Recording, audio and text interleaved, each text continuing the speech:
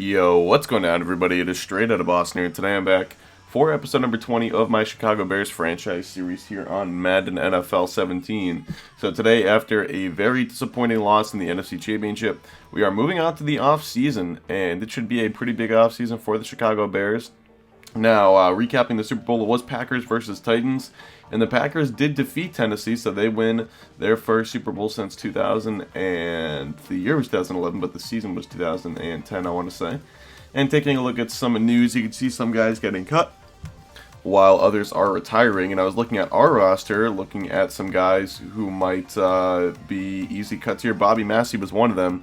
He is only a 73 overall right tackle, and he was scheduled to make somewhere around $5 or $6 million a year, and we had pretty minimal penalty for cutting him. Same thing with Tracy Porter. Good amount of cap money saved right there. And I thought about cutting Lamar Houston as well, but I decided to hold on to him for now, mainly because we weren't really starved for cap room, at least not in the re-sign phase of this offseason, because all the guys that were free agents for us, I wanted to let go to the market and see what the market was going to be first before I gave them any contract, because I figured I could get a lot of those guys back for cheaper than what they were initially asking for. So we go to the free agent market, and we see it is a pretty big market. Odell Beckham, Drew Brees, Jason Witten, Jonathan Atachu. So a few pretty big names there at the top, including two key New Orleans Saints. We go a bit further down, see some pretty nice linebackers as well. Anthony Barr and D. Ford. I believe Ford is, I want to say, leading the NFL in sacks this year in real life.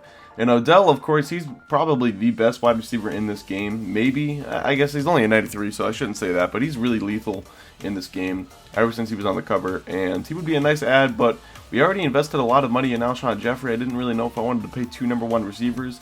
I thought long and hard about going after Anthony Barr. I also thought long and hard about going after Quincy Enunwa as a potential slot receiver, kind of locking down that slot spot for us, adding him alongside Cornelius and Alshon. Looking at the defensive line, I saw Alan Branch. He was only looking for a one-year deal, so I wanted to bring him in. He is a pretty nice nose tackle. And then I went back to Akeem Hicks. I decided to give him a 2-year offer. Pretty good money. Definitely paying him to be a starting defensive lineman. And I want him and Branch to kind of solidify our front four. And now looking at the secondary, we've got Corey Graham here.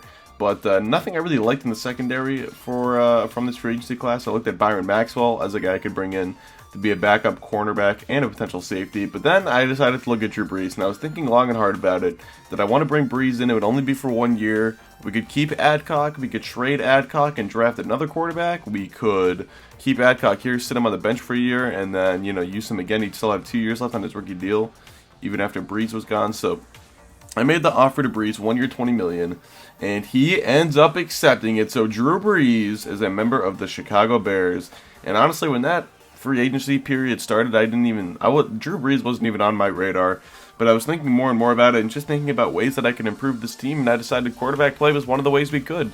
And Drew Brees is, one of the best quarterbacks ever, so I figured that would be a pretty nice upgrade. We're also going to bring in Will Tye to replace Zach Miller as the tight end, and we've got Kyle Van Noy as some depth at linebacker. Carlos Williams, same thing in halfback. That way, if Jordan Howard goes down this year, we won't be completely screwed. And then we have got some more scouting looking at tackles. You can see here Brian Ratkovsky looking like a pretty nice mid-round pick right there. Projected 4th rounder, looking like a nice starting caliber tackle.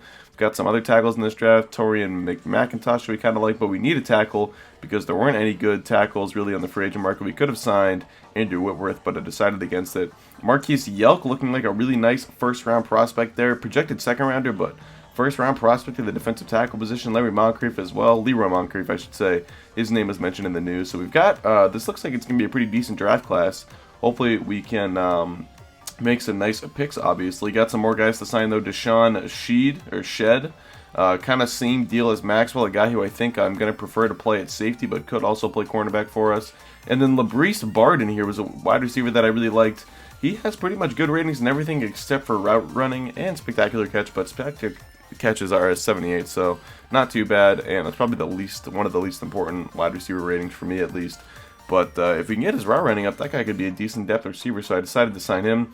And then Toki Small here in the 7th round, he's looking like a pretty nice left outside linebacker prospect. I'm going to scout him one more time and then keep my eye on him as a 7th rounder. And then we decided to sign our kicker, Matt Prater. We're going to give him I think it was just a 1-year deal. So looking one more time at some of the news stories here for the draft.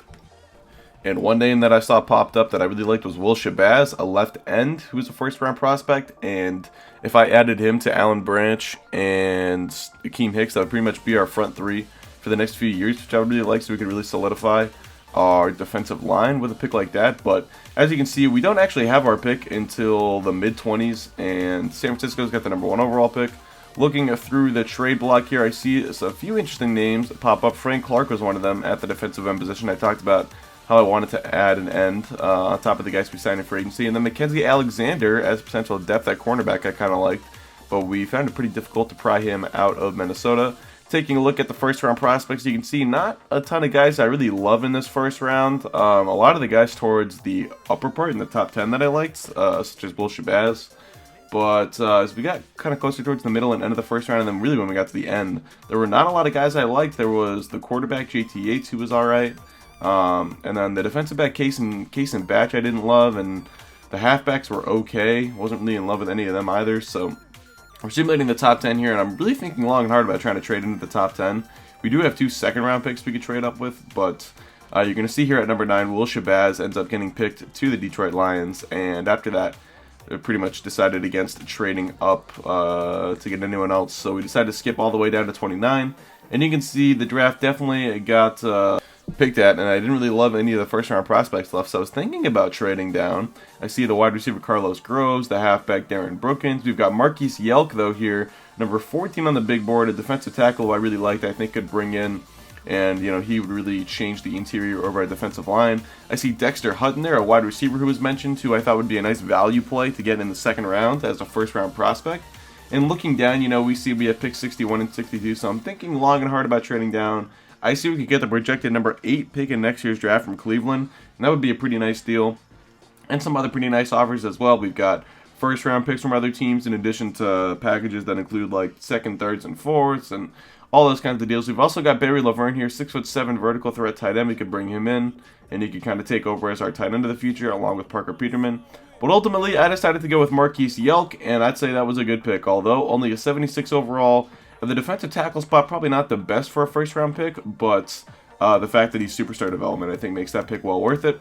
So Dexter Hutton was the guy I really wanted in the second round. We're going to skip ahead, and you're going to see Hutton actually gets picked at number 42, which was 19 picks ahead of where we wanted. And then the defensive back Garrard actually got picked right at 60, 1 pick ahead of where we were going to pick. So I kind of was lost here at this number 61 pick. I decided because we weren't going to get Will Shabazz, I wanted to make the Frank Clark play. I decided to give up Eddie Goldman and Lamar Houston, and I get a 4th and 5th round pick. I wanted to do just Goldman for Clark straight up, but that wasn't quite enough. So I threw in Houston because they were interested in him, and he was a guy I was considering cutting anyway to get the 4th and 5th round picks from Seattle as well. And then I trade down with Cleveland, and I only traded down about 8 spots, but I did pick up an extra 6th round pick, and there were a lot of prospects that I liked kind of in the 5th, 6th, and 7th rounds of this draft. So at this point in the draft, I was starting to try and think about accumulating a lot of picks in those rounds as opposed to the 3rd and 4th round. So you can see I've got my other 2nd round pick here, and I go back to Cleveland. They're going to offer me a future 2nd and a future 4th. So that one I wasn't really concerned about this year's draft, trying to stock up for next year as well with the current capital that we do own. And then we've got this Cleveland pick that we traded for that was 8 picks before our pick at 61. And I'm thinking about trading this one too, and you see we've got 2 third-round picks here from Washington, one for this year, one for next year. So I say that's the perfect trade. That's the one I'm looking to do. So we do that one. Skip ahead now. We've got pick number, I want to say like 89 or something coming up, 83. So here we go. 3rd round, our first pick since our 1st round pick. But this one we're also shopping around, so really no one even in the 3rd round I wanted to draft. I eventually go with another Cleveland offer. We get a 4th, a 7th this year, and a 7th next year. So accumulating more late round draft picks, we're finally going to get a pick at 93 that we're actually going to spend here. And we're going to spend it on the right tackle Brian Redkowski, the guy who I targeted early on. And he is the 8 overall true talent, 78 overall right tackle. Only a 75 pass block, but the rest of him looks pretty nice there. Definitely looking like our starting right tackle for next year. We've got pick number 101 here. I'm going to trade with Washington for 2 6th, both in this year's draft actually. So again, trying to kind of move into a different part of the draft. And then here with pick number 117, I'm going to decide to go after Francis Holier. I didn't want to wait too much longer on this guy. He was a cornerback I targeted. He was a 5th round prospect, and he's 72 overall, quick development, and 86 man coverage with 90 speed. So we really like that as a 4th round pick. Now we've got the 25th pick in the 4th round. We're going to trade to Cincinnati for their future 3rd. So doing some more moving of the draft capital right here. Now as we get into our last pick in the 4th round, I'm deciding between one of these defensive ends to take. I eventually go with Jacoby Upshaw because he had the physical skills, being 6'7", but only a 68 overall. That pick kind of turned out to be a bust. Now we've got pick number 149 right here, and looking at another defensive end, Tony Tulloch. He's looking pretty nice there. B plus finesse moves. We've also got Jamal Dillon, a power back who runs a 4.5 40, and Toki Small there, Devin Moe, an offensive guard. But I go with Tulloch, and there it is. Superstar development, only a 68 overall, but 67 in true talent. And that was superstar development. That was pretty nice. Then Toki Small, this was an even better pick because Small's only a 21 overall. I mean, 21 years old. And Tulloch is actually 23. But we get 2 guys back-to-back in the late rounds with superstar development right after getting a cornerback with quick development. So the last part of this draft for us was just absolutely dynamic, and we're not even done. We've got one more pick. Felix Oldham, 95 speed wide receiver with quick development. I know he's already 24. He doesn't have a lot of catching, but I've played a couple games with this new Bears team, and I would tell you Oldham is a force to be reckoned with.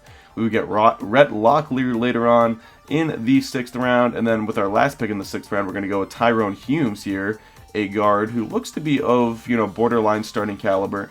So we like that. And we've got pick number 5 in the 7th round. I'm looking at these 2 tackles. I'm going to go with Gabriel DeLong, 71 overall, so not a bad backup.